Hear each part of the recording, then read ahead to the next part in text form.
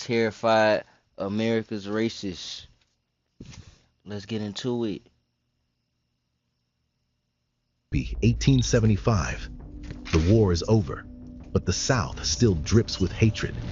The fields are quiet, but the saloons are loud, filled with bitter white men, former Confederates and Klansmen, clinging to the last scraps of their stolen power.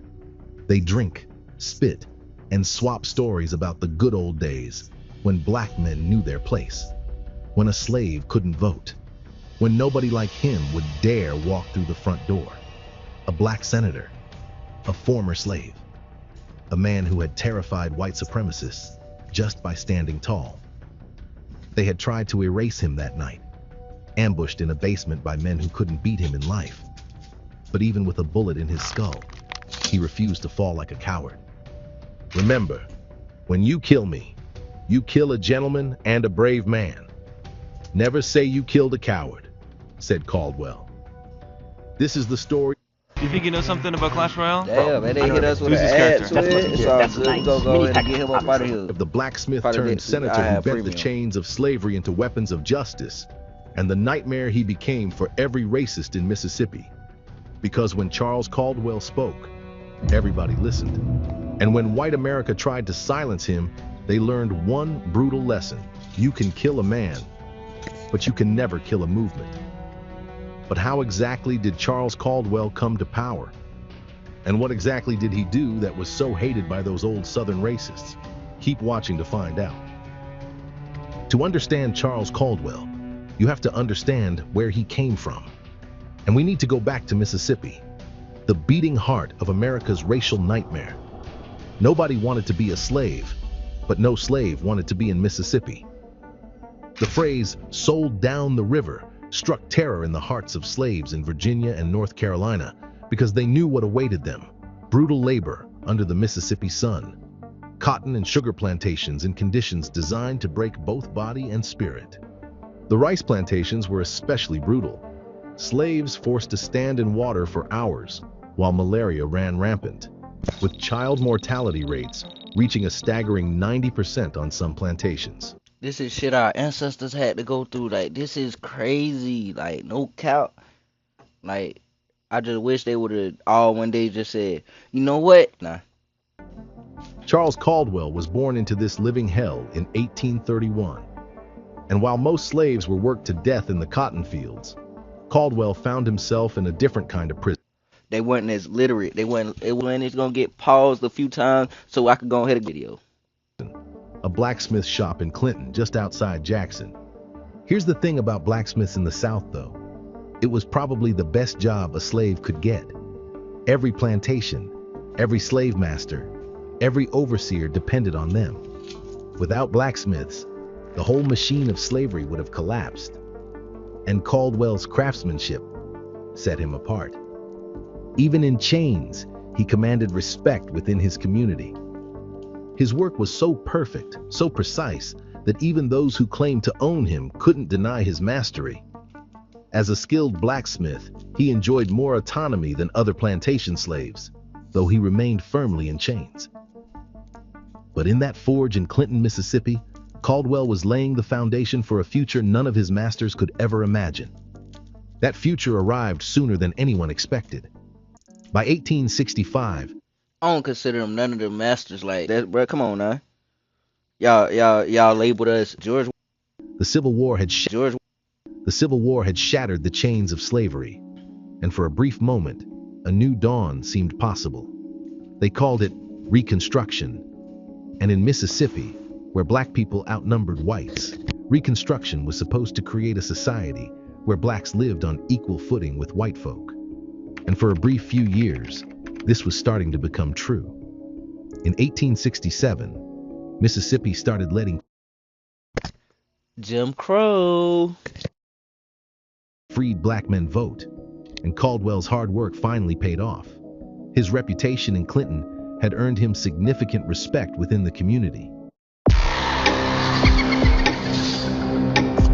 The weak ass. Lands of jail, like, bro. Who think that is cool, bro? And then this man over here lying. Okay, I'm sorry, can you That's say a that one stage more phone time? call. Get out my face. That respect turned into political power.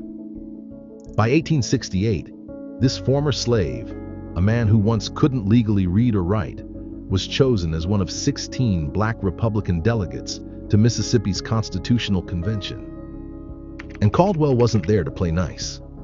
As a radical Republican, he fought for things that would make a white supremacist blood boil. The right for black men to vote, public education for all, and complete political equality.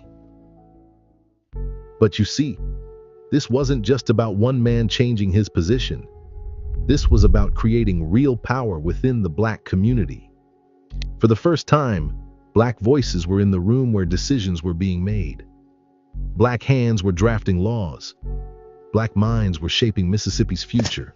Imagine how they The white power structure watched in horror as men like Caldwell, imagine how the racists felt. Oh my. men they once claimed to own, stepped into positions of authority. And of course, Caldwell, being Caldwell, did more than just participate. He excelled.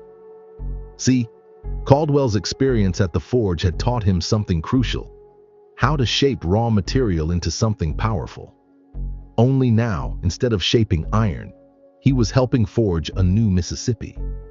The former masters were about to learn that they'd created their own worst nightmare: a black leader who knew their system inside and out, who understood their weaknesses, and who wasn't afraid to strike while the iron was hot. In 1870, Caldwell struck his first blow, the Mississippi State Senate. For 5 straight years, he fought for things that kept slave owners awake at night: the 14th and 15th Amendments to the Constitution. The 14th Amendment would make every black person born in America a citizen with all the rights that came with it. The 15th Amendment would make sure no state could ever deny a man the right to vote based on race. But here's the thing about being a black senator in Mississippi, pushing for revolutionary changes like these: the more power you gained, the bigger target you became. And some people couldn't stand seeing a former slave wielding this kind of influence. The white power Nat Turner structure didn't wait long to strike back. Right after the Constitutional Convention, a highly respected white judge's son decided to teach Caldwell a lesson. Drew his gun, took his shot. But those hands that worked steel for decades weren't just for show. In one fluid motion, Caldwell dodged the bullet and fired back. The judge's son was dead before he hit the ground. Another fool who thought he could break a man that slavery couldn't keep down. This was Mississippi in the 1870s. A black man terminating a white judge's son meant certain death. When the trial was set with an all-white jury, Oh no, night is upon us, and the Red Gooner gang just brought the Rizzler to edge me. Keep slinging those arrows. He's trying to enter from the backside. He's trying to enter from the backside. Come on now. This story Come on now. What type of freaky stuff y'all promoting over here, man? He trying to enter from the backside. All right now. But yeah, man, it's crazy, man. was supposed to end, with Caldwell swinging from a rope. But none of that happened. That all-white jury looked at the evidence and looked at Caldwell. And they all did something that had never done before in Mississippi history. Not guilty. They found the black man not guilty, and Caldwell walked free. Caldwell wasn't just any senator anymore. He was also a crack shot, a fearless man. He was and the racists senator. everywhere began to fear him. Even his enemies had to admit, wherever this man went, whether that was inside a forge or in the halls of the Senate, he commanded respect. But if there's one thing we learn about history, it's that respect comes at a steep price. And Caldwell's enemies were just getting started. By the way, if you like the sort of content we share on this channel, please leave a like and click that subscribe button. We want to spread the untold stories of these black heroes far and wide. Charles Caldwell wasn't interested in just being feared. He wanted something even more dangerous: change.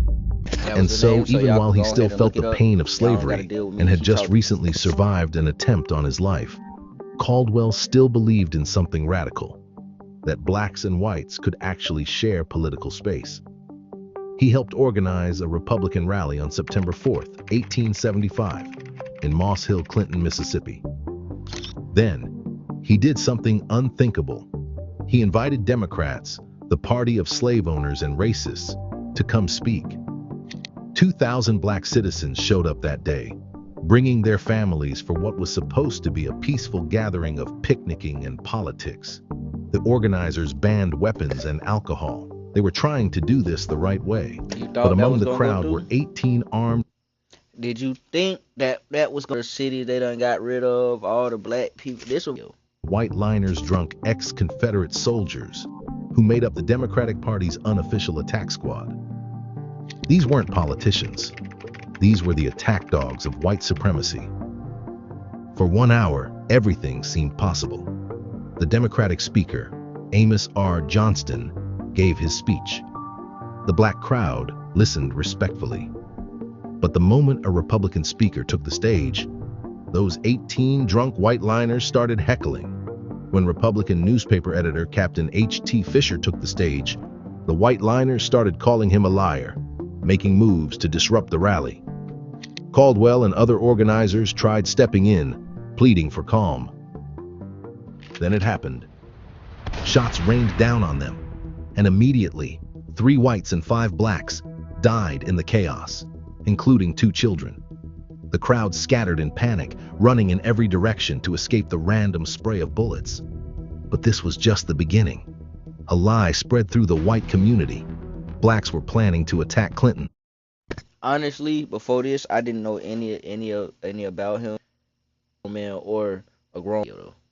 It was all the excuse they needed. Over the next 2 days, hundreds of armed white liners poured into town by train. Their ranks swelled by the hour. And then, the hunt began. No black man would be allowed to leave alive.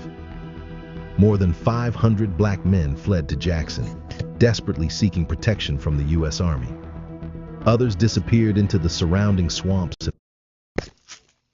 Listen, let me play that back. More than 500 black men fled to Jackson, desperately seeking protection from who? The U.S. Army. That is crazy again. Others disappeared into the surrounding swamps and woods. But for those who couldn't escape, the white liners moved unopposed through Hinds County, dragging black citizens from their homes, shooting them on the spot. Any house they found empty, they looted. They hunted black men through the streets like shooting birds. Sarah Dickey, a white educator who witnessed the carnage, wrote desperately to President Grant, "Whoever says to you, Rated M for mature, that our troubles in Mississippi are slight, sanctions their slaughter." By the time the bloodbath ended, somewhere between 35 and 50 black people perished. Most of their names would never be recorded, their bodies never found. But Caldwell wasn't about to watch his people get slaughtered. He organized a militia and led them through Clinton, protecting what was left of the black community. But to the white power structure, a black man with a gun protecting black citizens, that was a death sentence. That's a terrorist in their They'd been eyes. looking for an excuse to get rid of Charles Caldwell. Now they had one. The September Massacre changed everything. It was a sign that the white power structure wanted to destroy whatever Caldwell was building. Mississippi's Republican Governor Ames wrote to President Grant begging for federal troops, but Grant's response was underwhelming. He said he was weary of these annual autumnal outbreaks in the South. On October 13th, backed into a corner, Ames sat down with Democratic leaders for a peace conference. The deal was simple. He'd disband the black militia Caldwell organized if the white liners promised to stop the violence. Ames eventually folded. But to trust the promises of white men during those times was about as solid as writing a contract on toilet paper. The violence against blacks never stopped, and black people were again left on their own. By November 2nd, the terror campaign had served its purpose.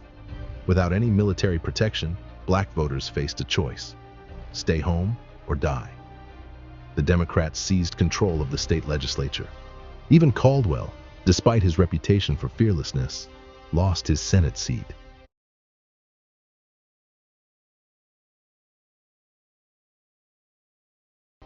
But Caldwell wasn't built to stay quiet.